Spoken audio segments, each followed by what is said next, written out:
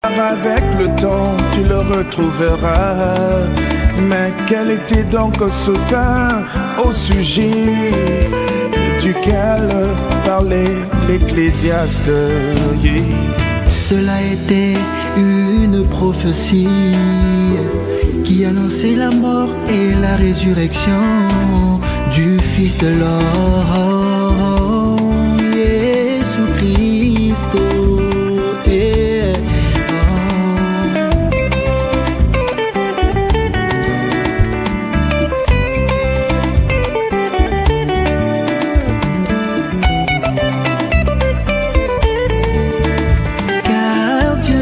Mais son peuple qu'il envoya son fils unique. Et quand le fils était dans ce monde, quand le fils était dans ce monde, et il déclara qu'il était le pain descendu du ciel. Dieu avait donc jeté son pain dans les eaux qui symbolisent les nations, les peuples, les langues dans ce monde. Oh, Kyo Yaseu, Yahweh. Shalom, shalom, shalom, balingami, katina mokonzi na biso Yehoshua Hamashia. Yesu Kristo azali nzela solo pe bomoi. Yesu Kristo azali papa na biso, yende azali nyonso po ya biso. En tout cas, nasepeli kopesa yo mbote esika ezwami yo. Merci na bandeko na ngai ba s'abonner na chaîne oyo. Merci na ba oyo nyonso ba soutenaka nga de loin et de près. Na ozanga te kopesa bino vraiment merci. Bandeko na ngai baza à travers le monde boza ebele moyen na bwaka bino ezate po eza émission ya kobwaka te, ezali émission tozotoloba likambo na maloba na Nzambe moyen na bwaka mabanga ezate.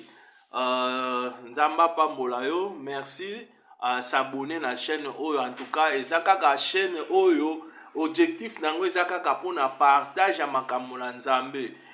Yango monaka na lukara ba apôtre net nazwaka apôtre mais à partager sur les questions sur la doctrine. Ozomona donc ezaka chaîne moko objectif donc kaka na makambo ya Nzambe. Donc to sali yango kaka pona partage. S'occuper ndongo zawana ozana ba question na yo.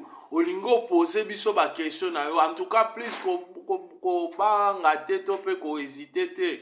Numéro na biso ezali wana ou bien email biso to kozanga te kozwa contact na yo. S'occuper osali commentaire na yo. Yebisa biso ata kombo na yo e ko sala pe bien. To moyo to yebanaka. Nzamba pambola yo. Merci na yeto continuer exhortation o to bandai ko sala ngai na yo na tour liboso to continent to bandaki déjà na thème oyo Jésus-Christ est notre résurrection.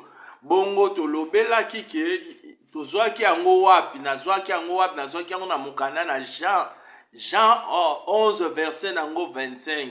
Yesu Kristo azali lisekwa, azali lisekwa na biso. Yango to na video ya liboso déjà na explikaki long à large. Alors il yango wana moyena zongi les sous répétition ya lisusu ya o wana na lobaki ezate video eza wana na YouTube. En tout cas tala yango replay yango okoyoka parce que Israël bandai koliaka man à chaque jour, man fresh man. Yango sans plus tarder token malamoko na deuxième vidéo parce que na lakaki oto okuta na deuxième vidéo. Lelo siko tondo lobelani.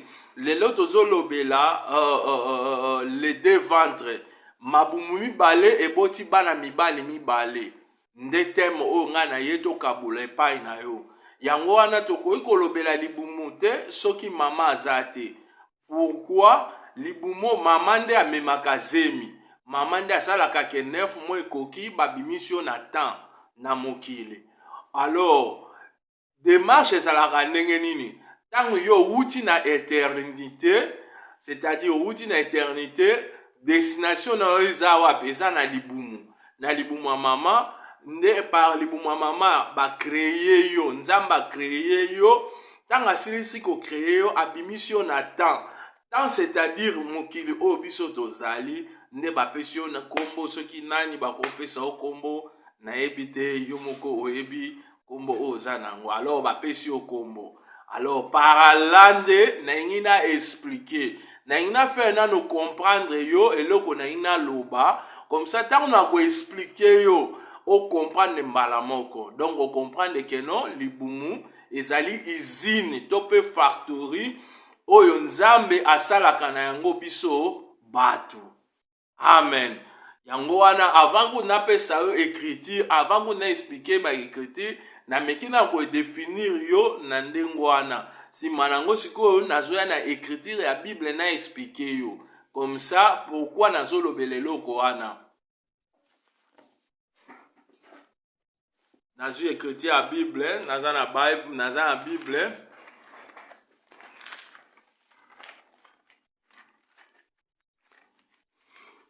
fongola Bible na yo fongola Bible na yo ngana ninga tanto solo la boye yo poza na Bible na yo fongola Bible na yo fongola Bible na yo fongola Bible na yo bien aimé nazana mukanda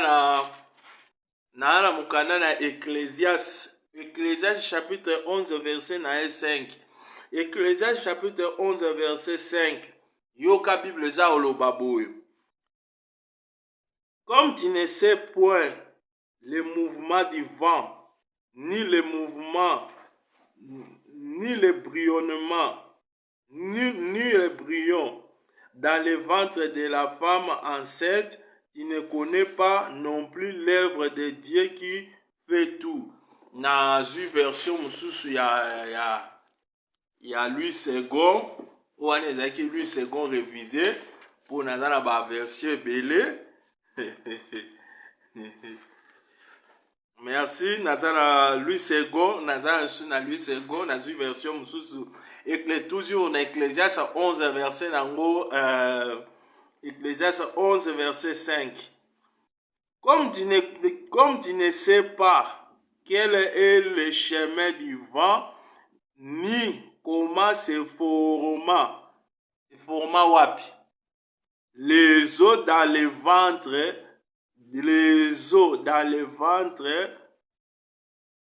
de la femme enceinte, tu ne connais pas non plus l'œuvre de Dieu qui fait tout. Amen. Comme photo soit témoin mususu.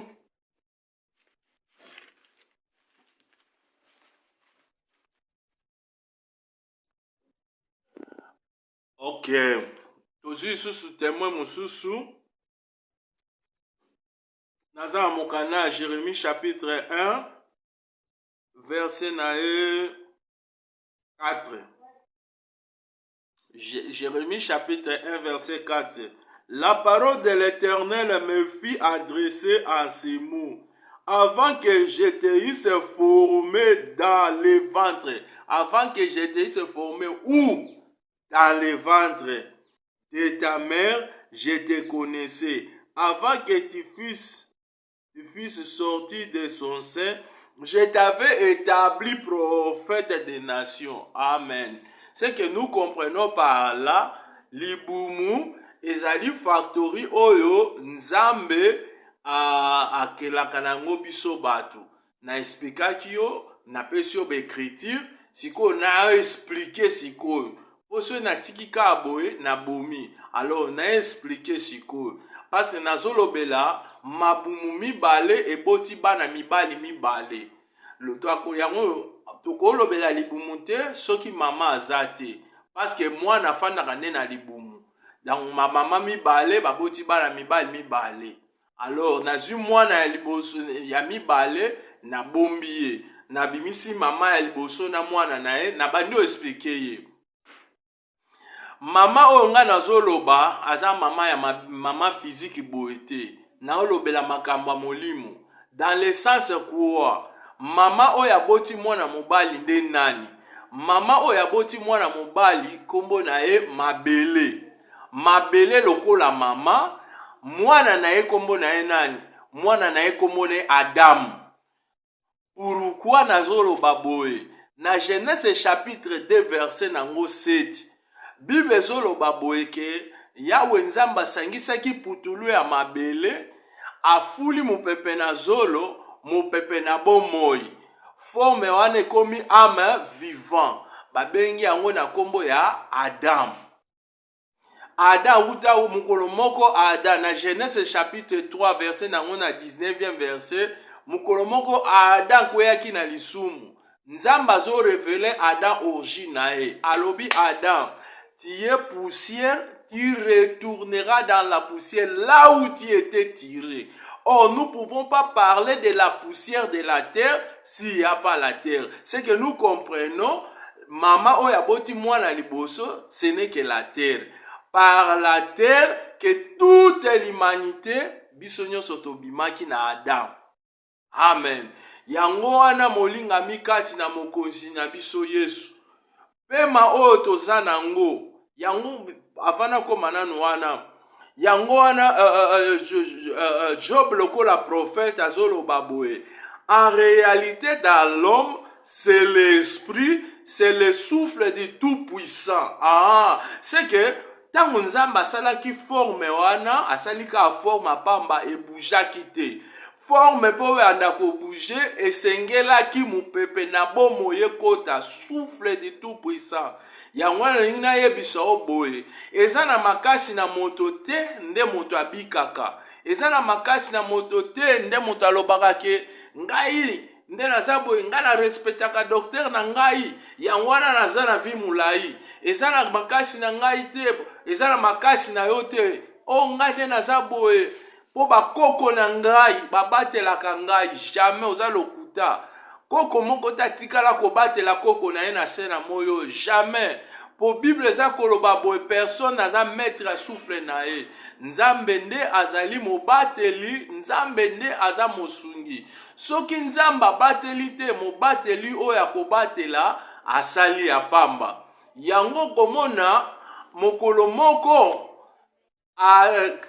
nyoka Adam oyo azali tata humanité akweyaki na lisumu. Pourquoi akweyaki na lisumu? Mokolo moko Adam oyo azali humanité akweyaki na lisumu. Akweyaki na lisumu ndenge nini bango babandeko vivre bien na kati ya Edeni. Nyonso ezalaki malamu na Edeni. Bongo esali lisumu ndenge nini bango bakweya na lisumu. Nyoka Yesu Christ a expliqué biso Jean 8:44 parce que Satan alataki nzoto alati nzoto ya nyoka akoti na kati na nyoka aye ko séduire humanité na nzela ya mama na biso Eve. C'est-à-dire quoi? Mabela boti mwana kombo na ye Adam. Adam pe na tour na ye aye kobota mwana kombo na ye Eve. Alors un jour le diable a utilisé seulement le corps akotaki na kati ya nyoka aye ko séduire mokili. Yango parla na inate mamwa mokie koyebiso boye ndeko na nga mwasi pe mobali. To sala kaliseki na litoi te po litoi na biso ezali bomoi. Litoi na biso pe ezali kufa. Bien-aimé, ebele ya bandeko na biso ya basi, babebisa ba mabala na bango to pe babungisa biloko na bango, bikolo ya kopesaka matoyi pa n'importe qui. Ebele ya ba frère, ebele ya ba sœur, ebele ya bandeko, babungisa ba biloko ya m'importa pona bango pona matoyi. Litoi ezali bomoi, litoi ezali kufa, litoi ezali sexe na ndenge nini. Par là nde molimo na biso eliaka. Molimo na biso eliaka na nzela ya koyoka liloba na Nzambe. Pourquoi l'homme ne vivra pas seulement du pain, mais l'homme vit de la parole de Dieu. Or, parole de Dieu ekota na matoi na zolote. La parole ekota kane na litoi. Po litoi eza bomoi. Amen. Donc, tango osali seki na litoi, keba, librité litoi eza bomoi. Amen. Alors, diable a lati nzoto akoti na nyoka aye ko séduire le monde. Le monde a été emporté par le diable. Monde ke na maboko ya diable. Alors, yango wana frère, ata to salaki lisumu ndenge moko te na Adam, mais toza ko hériter lisumu wana. Il fallait ki sikoyo le second Adam Nzambe a recréé Adam mususu. Adam oyo a recréé aya pona aya po abikisa humanité.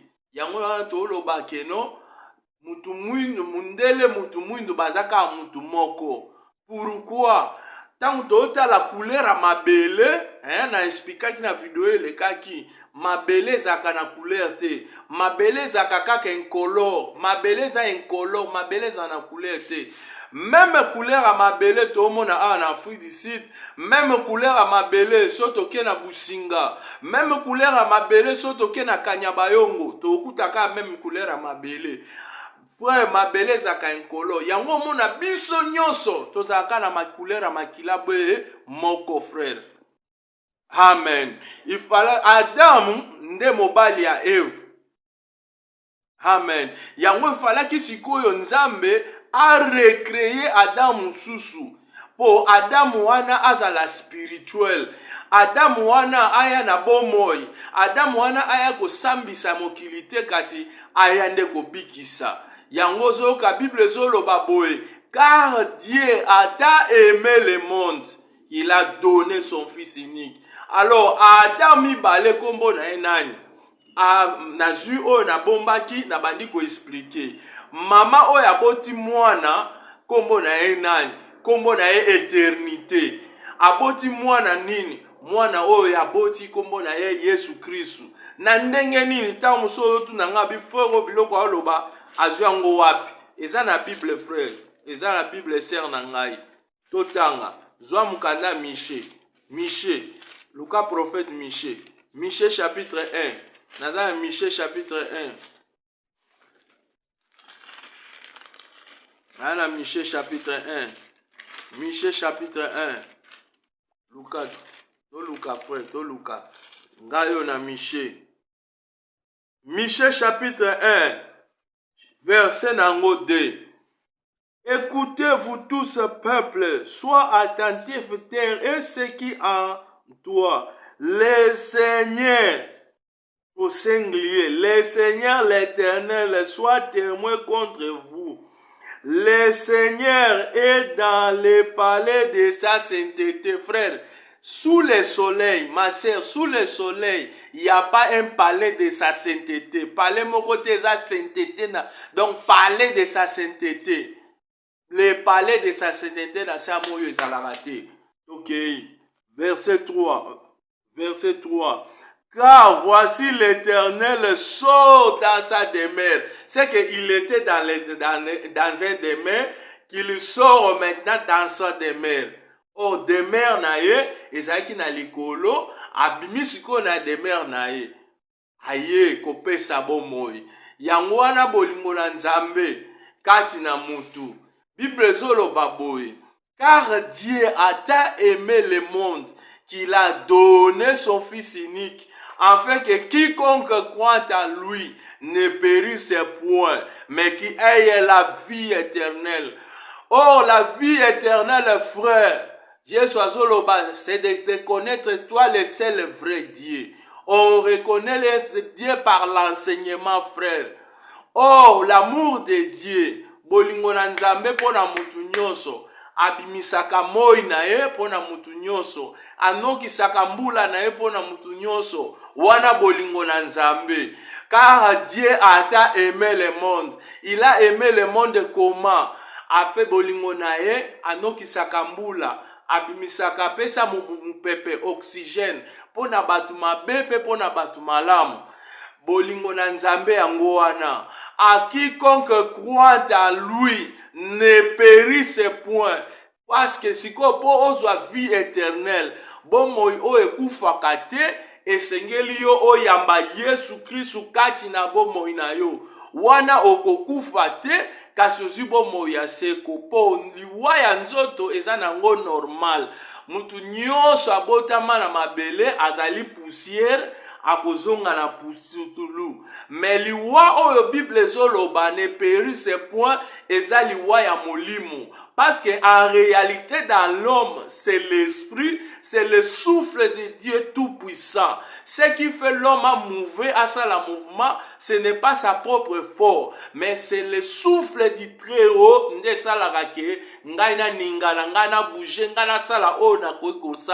ce n'est pas par ma propre force, ce n'est pas par l'effort ya ancêtre to ya ninité, c'est le souffle de Tout-Puissant, ndesalaka mutu à vivre. Yango bolingo na Nzambe, po mutu akufa te, kasi azwa bomo ya seko. Or liwa ya nzoto, Yesu abengi yango za nango ka pongi, akolamuka. Yango moni Lazare akufaki, après Lazare akufaki, asekwaki. Mais après, soto ke lelo, na 2020 oyo, na Israël, koluka Lazare, o Yesu alamukaki, tomona ete Lazare asa kufa na ye akenda. Yango liwa o Bible ezoloba ezela liwa par rapport ya âme ya mutu.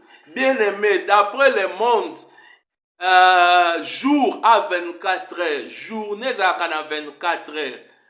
Banda tongo tipo quoi. Mais tongo tipo quoi, ça 24 heures. Tout ça calcul na on a que moi malem. Tout ça calcul ngana yo 24 heures, journée mobimba. Ne? Or, 1 heure à 60 minutes. Bien aimé, Bible Zolo Baboina, Psaume 90, verset 4. 1000 ans est égal à un jour devant Dieu. Si vous avez la calcul, yo botama na 1954, ton en 1953, au coup fin à 2020, au sali combien de minutes, combien de heures de bosso na Nzambe. Molinga mikasi na nkolo bongola motema esengela kisiko le second ada parce que le frère Paul azolo babona 1 Corinthiens 15 verset nango 47 alobi ete le premier Adam azalaki terrestre, le second Adam azalaki spirituel. C'est que nous comprenons le second Adam qui est spirituel, ce n'est que la personne de notre Seigneur Jésus-Christ qui est spirituel. Ayaki na mokili oyo alakisaki biso bokonzi na mokili te, alakisaki biso nde royaume. À celui qui croira, à celui qui sera baptisé, sera sauvé, frère. Sauvé oyo ya Bible, frère, les a sauvés à flèchité par rapport à notre âme. Nde tokozala sauvé. Nde par là, je descends maintenant à dire que lokola Adam azalaki mobali ya Ève. Okomona kaka même Adam azalaki lisusu papa ya Ève. Kaka même Adam azalaki biloko nyonso. C'est la même chose avec notre Seigneur Jésus-Christ. Le même Jésus qui est notre papa, le même Jésus qui est notre Seigneur. C'est que Adam était l'ombre. La réalité Adam, c'est le Seigneur Jésus-Christ. Pourquoi le premier Adam a été emporté par le diable? Au moment que, quand même phénomène est salema kiwana, diable a qui le sous a osé le sous na oyaza spirituel, mais a koka quitté parce que oyaza le second Adam azalaki spirituel. Molinga mikati na mokonzi na biso Yesu Kristu.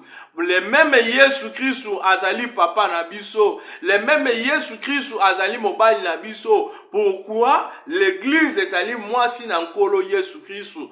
To milengelaka seconde par seconde. Pona ko milengelaka seconde minute heure pona ko milengela na mariage à l'agneau. Molinga mi bongola motema, mokonzi Yesu azoko zonga. Jésus-Christ revient, frère, c'est la réalité, ça mensonge, frère, et ça théâtre traité. Bien-aimé, bongola motema. Ti lelo nanu Yesu azozonga te parce que yo bongola motema te. Yamba Yesu lokola mokonzi pe mobikisi na yo. Molinga mi Bible zoloba l'enfant prodige s'est rentré à lui-même. Donc, nous branchons tantôt d'une manière, tantôt d'une autre. Mais tomi zongi sakakati na biso, komi maniolaka. Bible zolo baboe. Azali lent à la colère, riche en beauté. Il ne lâche pas de pardonner. Merci. Napesio merci. Si ke zoamio, tika nzamba pambola yo. Tokuta na yo, prochainement, ceux qui enlèvent mes salemité. Na sepeli na bondelio please subscribe na channel oyo. Soki oza na ba question na yo, soki oza na suggestion na yo loko oloba, kobukana te, komela biso na email to na numéro na biso ezoleka wana ekoleka wana, vraiment tokosepela na yo. Merci to partager parce que ozali pamboli po na biso. Please n'abonnez-le ou s'abonner na chaîne Nzamba Pambola yo. Merci, tokutani à la prochaine. Bye. Ah oui.